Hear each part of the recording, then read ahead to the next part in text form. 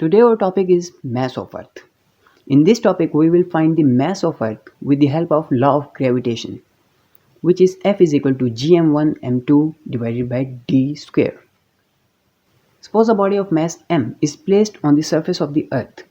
Let the mass of the Earth is me and the radius of the Earth is re. In this case, the distance between the centers of the Earth and the body is re, because the radius of the body is neglectable. Put these values in the equation and we will get F is equal to gm me divided by r square.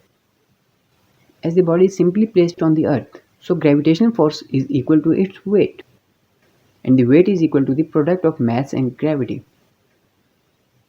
By comparing equation 2 and 3, we will get mg is equal to gm me divided by r square. And by simplifying the equation, we will get g is equal to gme over r square.